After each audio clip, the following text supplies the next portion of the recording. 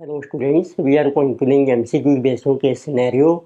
This case scenario is based on asset recognition with major topic on in case 16. So where we will discuss revaluation of PPE and decommissioning liability. So let us see data given in this scenario. So we are given an entity has a nuclear power plant and a related decommissioning liability. The nuclear power plant started operations 3 years ago on 1st April. The plant has a useful life of 40 years. Its initial cost was rupees 1,20,000. This included an amount for decommissioning costs of rupees 10,000, which represents 70,400 in estimated cash flows payable in 40 years, discounted at a risk adjusted rate of 5%.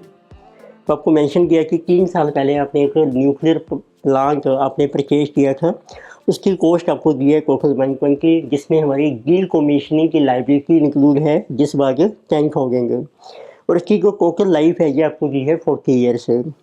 Now it is given that entity's financial year ends on 31st March and the market-based discounted cash flow valuation of 115,000 is obtained at 31st March ending third financial year.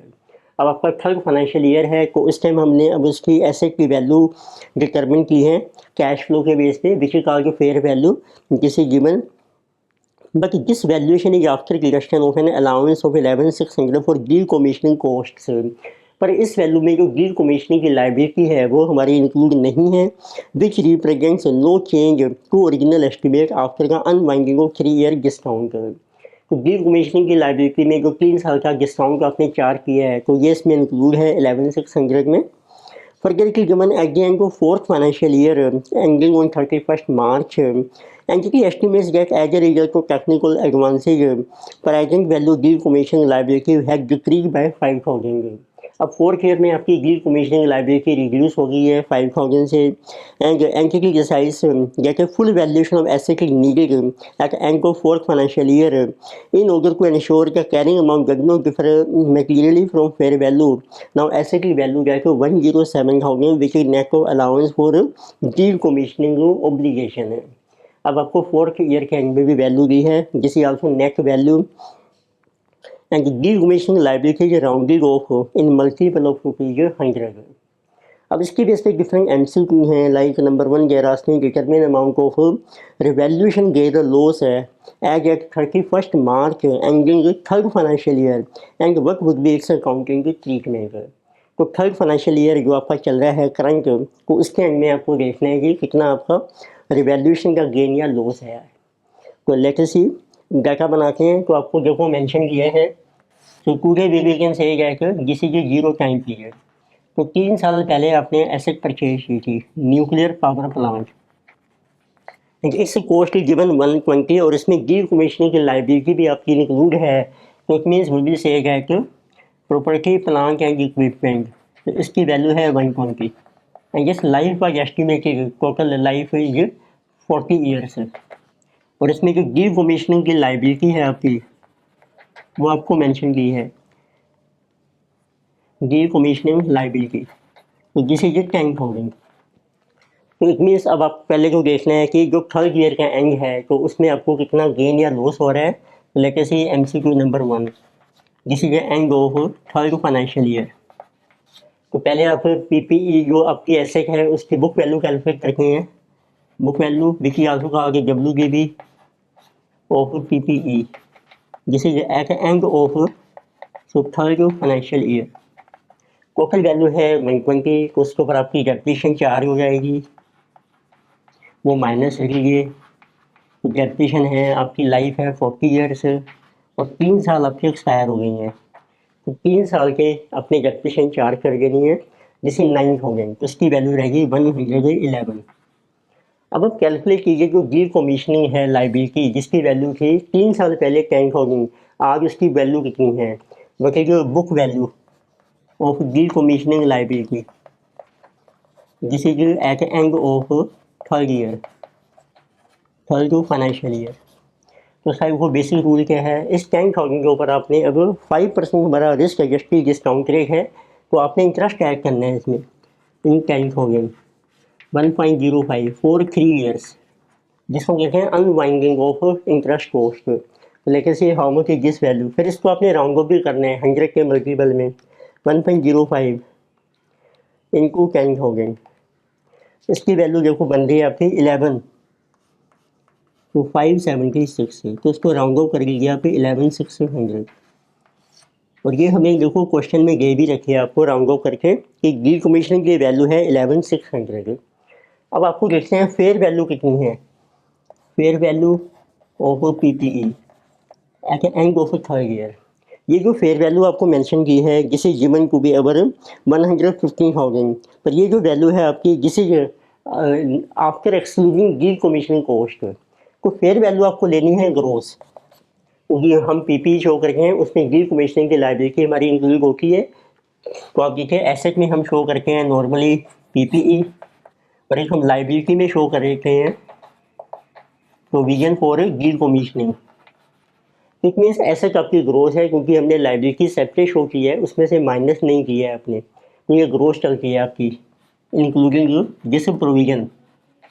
It means जब आपको fair value दी है net fair value देखो आपको mention किया है 115,000, अब उसमें आप जो आपकी डी कमीशनिंग की लाइबिलिटी है वो ऐड कर दीजिए 11,600, तो it means total fair value आपकी 126,600 आएगी।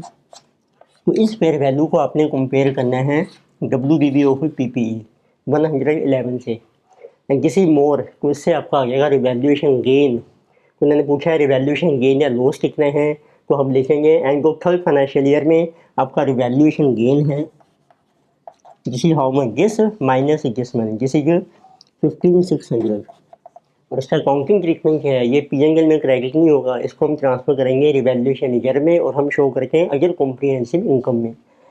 तो इट इज ट्रांसफर टू और it is credit to revaluation reserve as अगर कॉम्प्रिहेंसिव इनकम, तो उसमें आपका ये क्रेडिट हो जाएगा। ये इसका करेक्ट ट्रीटमेंट है।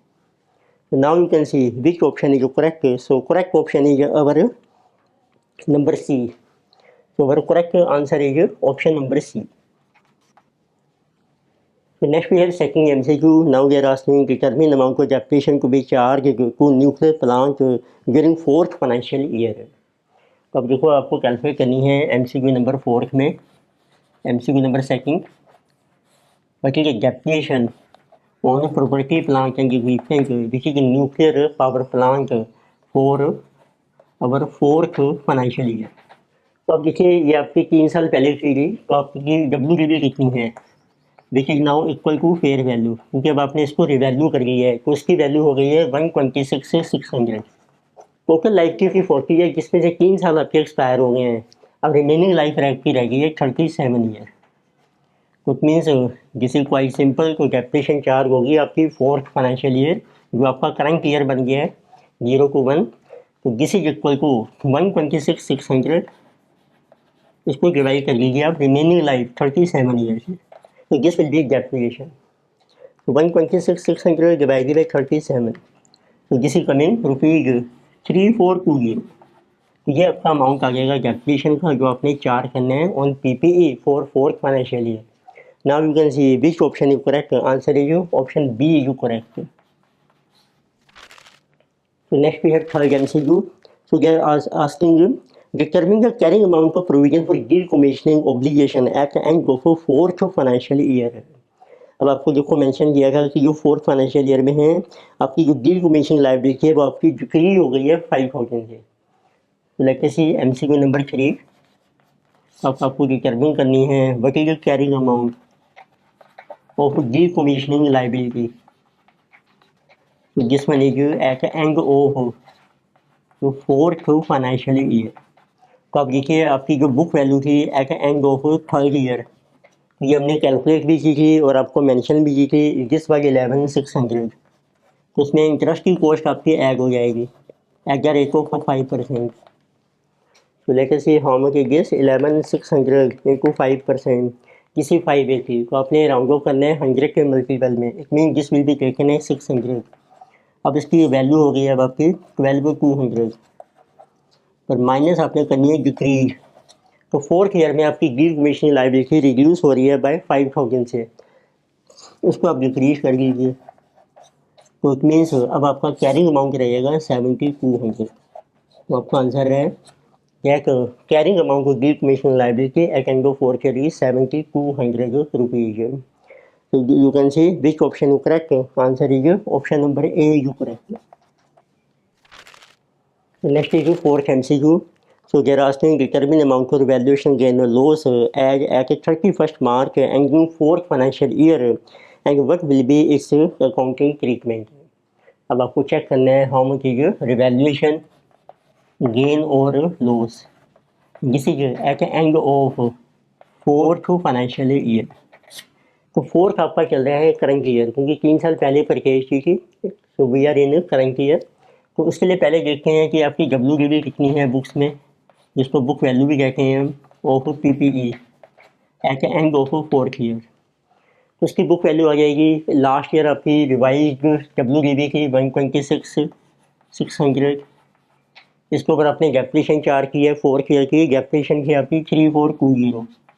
ये बैलेंस आपकी आ जाएगी book value 126,600 minus 3420, this is 121, 123, 180। अब कैलकुलेट करते हैं इसकी फेयर वैल्यू कितनी है। फेयर वैल्यू देखो आपको मेंशन की है, this is 107,000 and which is after reducing decommissioning liability.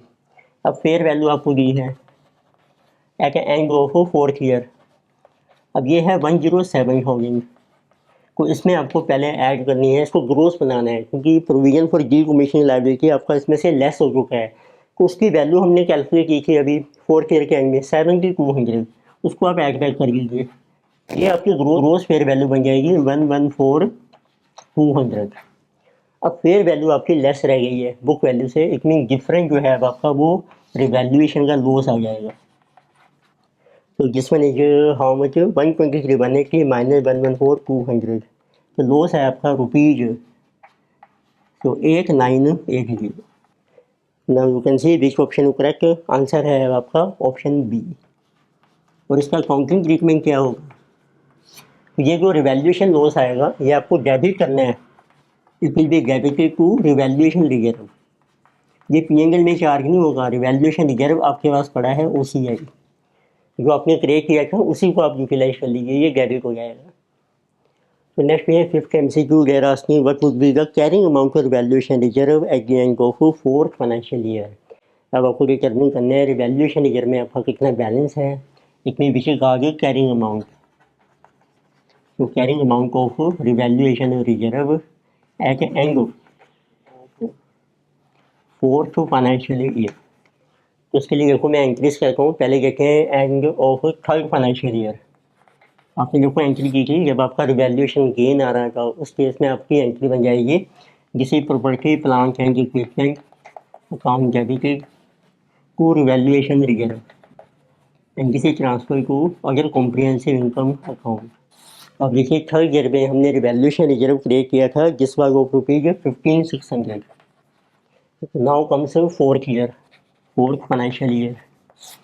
Fourth financial year में अभी जब आप एसेट की रिवैल्यू कर रहे हैं, अब आपकी जो प्रोविजन थी फॉर डी कमीशनिंग लाइबिलिटी वो रिड्यूस हो रही है 5,000 से, उसकी एंट्री क्या होगी, तो उस लाइबिलिटी को रिड्यूस कीजिए, provision for decommissioning liability account debited, ये आपकी रिड्यूस हो रही है 5,000 से। तो since we are following revaluation model, तो इसको भी आपने ट्रांसफ़र करके ना टू रिवैल्यूएशन रिजर्व में। अब ये P&L में ट्रांसफ़र नहीं होगी आपकी, this is OCI account, it means valuation reserve आपका इंक्रीज हो जाएगा 5,000 से। अब आपने ऐसे कोई दोबारा रिवैल्यू किया है, उसमें आपको लॉस हो गया है, तो जो लॉस हो रहा है वो आपका रिवैल्यूएशन रिजर्व से डेबिट होगा। Revaluation reserve OCI account debited to property plant and equipment account. तो आप देखिए कितना आपका लॉस हो रहा है, दिस इज 8980। इससे आपका रिजर्व जो है यूटिलाइज हो जाएगा। Now you can calculate which is balance which is called carrying amount of revaluation reserve, this is eight the end of fourth financial year. तो थर्ड ईयर में देखो बैलेंस है आपका 15,600 प्लस 5,000 और इंक्रीज हो गया आपका, माइनस 8980 आपका लॉस है। तो this will be our revised balance. This is 2600 minus 8980. This is 11620. Answer is rupees 11620 will be balance in revaluation reserve. Now you can see which option is correct. So this one is your option C.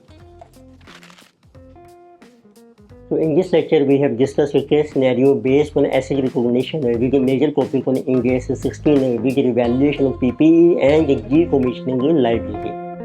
फर्क topics continue करेंगे next lecture में। Video आपको अच्छी लगती है subscribe कीजिए, recommend कीजिए, share कीजिए। Thank you.